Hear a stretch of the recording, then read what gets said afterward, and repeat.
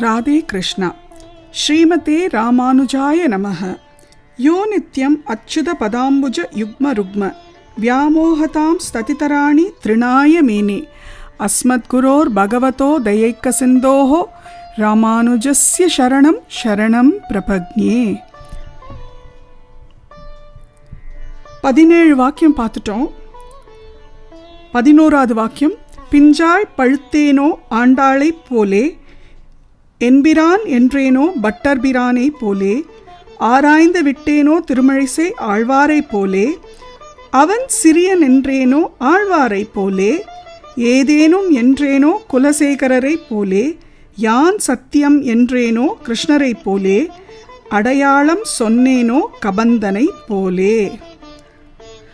இப்போ அடுத்த வாக்கியம் அழகா ராமாயணத்துலேருந்து தான், ஆனால் இது சுந்தரகாண்டத்துலேருந்து வர ஒரு வாக்கியம்.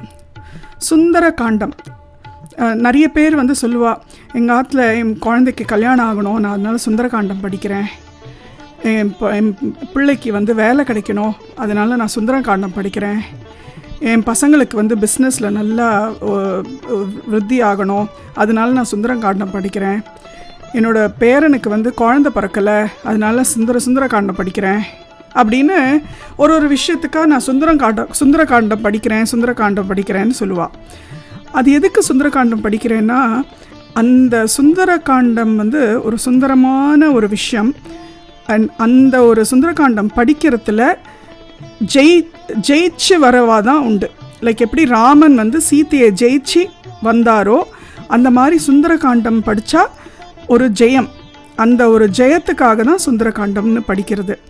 ஸோ ஒரு சுந்தரகாண்டம்ன்ற பேர் எப்படி வந்ததுன்னா, வால்மீகி இந்த ஒரு காண்டத்துக்கு ஆக்சுவலாக ஹனுமானோட பேரை தான் வைக்கணும்னு ஆசைப்பட்டாராம். ஹனுமத் காண்டம் அப்படின்னு ஹனுமான் சொல்லிட்டாராம், என் பேரெல்லாம் வைக்கக்கூடாது, என் பேர் எங்கேயுமே வரக்கூடாது, நீ வேணால் பேசாமல் லங்கா காண்டம்னு வச்சுக்கோ, இல்லை சீதா காண்டம்னு வச்சுக்கோ, ஆனால் ஹனுமத் காண்டம்லாம் வைக்கக்கூடாதுன்னு சொன்னாராம்.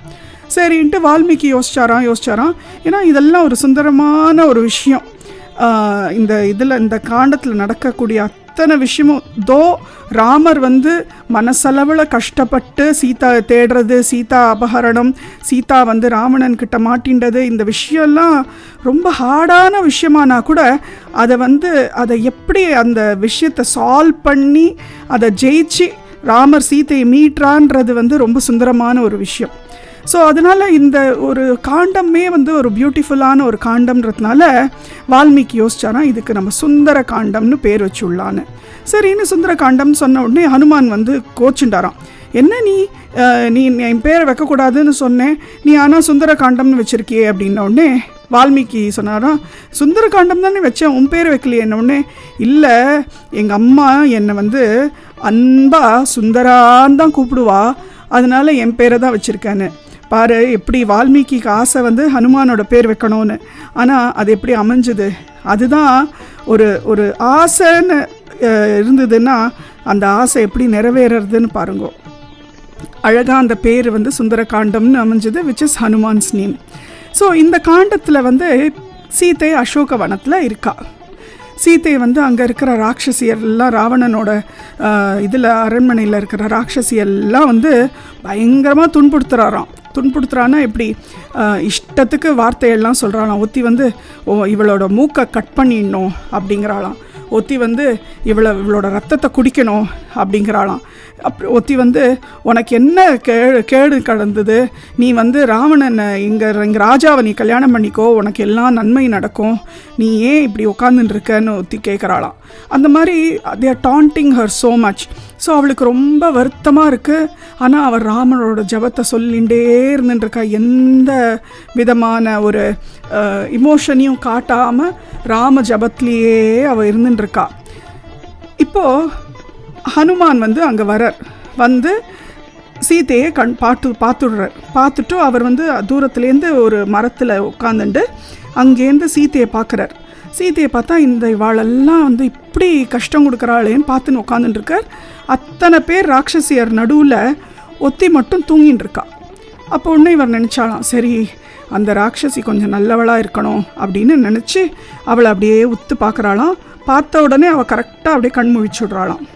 முழிச்ச உடனே அவ மேலே வந்து குரு பார்வை பற்றுறது. ஹனுமான் என்ற குருவோட பார்வை அந்த ராட்சசி மேலே பற்றுறது. ஸோ அந்த ராட்சசி வந்து இப்போ அந்த ராட்சசி பற்றி தான் இந்த பெண் பிள்ளை பேசுகிறா. யார்? அந்தரங்கம் சொன்னேனோ திரிஜடையை போலே. ஸோ அந்த ராட்சசி யாரும் இல்லை, அந்த ராட்சசி வந்து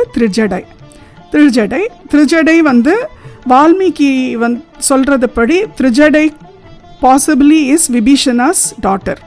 ஏன்னா அவளுக்கு இருக்கிற அந்த காருண்யா பாவம் வந்து விபீஷணன் ஓட பொண்ணாக இருந்தால் தான் இருக்க முடியும். ஏன்னா அவ்வளோ ராட்சச கணங்களுக்கு நடுவில் இப்பேற்பட்ட ஒரு நல்ல குணமுள்ள ஒருத்தி இருக்கான்னா, ராட்சசி இருக்கான்னா, அது டெஃபினட்டாக விபீஷணனோட பொண்ணாக தான் இருக்கணும் அப்படின்னு வால்மீகி சொல்கிறார்.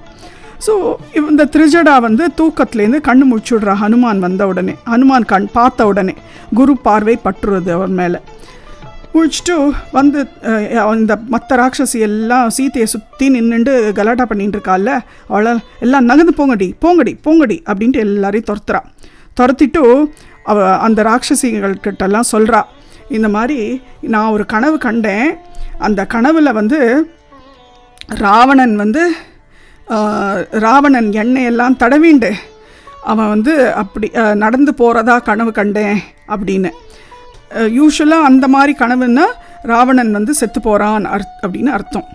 அது மட்டும் இல்லை, ராமர் வந்து விமானம் எடுத்துன்னு வந்து பங்கஜ விமானம் எடுத்துன்னு வந்து அழகாக சீத்தையை கூட்டிகிட்டு போகிறதா நான் கனவு கண்டேன்.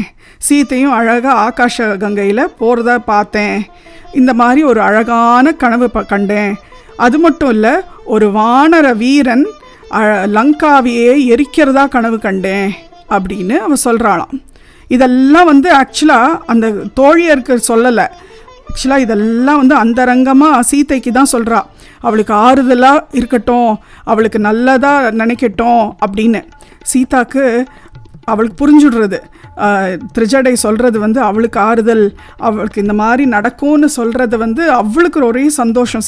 சீதா மாதாக்கு அப்படியே கண் கலங்கி சந்தோஷப்படுறாளாம். ஆஹா, இந்த மாதிரி நமக்கு வந்து ராமர் வந்து நம்மளை கூட்டின்னு போவா அப்படின்னு சொல்லி அவள் சந்தோஷப்படுறாளாம். இந்த மாதிரி அந்தரங்கமாக திரிஜடை தான் எப்போதுமே சீதாக்கு வந்து தோழியாக இருந்துட்டு சீதாவை எல்லாம் பார்த்துண்டு சீதாக்கு வந்து அப்பப்போ வந்து பழம்லாம் எடுத்துன்னு வந்து கொடுப்பாளாம். திரிஜடை பழம் கொடுத்து அவளை வந்து ஒரு தாயை போல் பார்த்துண்டாளாம் இதில் அசோகவனத்தில். அந்த மாதிரியான ஒரு திரிஜடை தான் இந்த வாக்கியத்தில் பெண் பிள்ளை சொல்கிறா. அந்தரங்கம் சொன்னேனோ திரிஜடையை போலே. ஸோ சீதா மாதாக்கு ஒரு ஆறுதல்.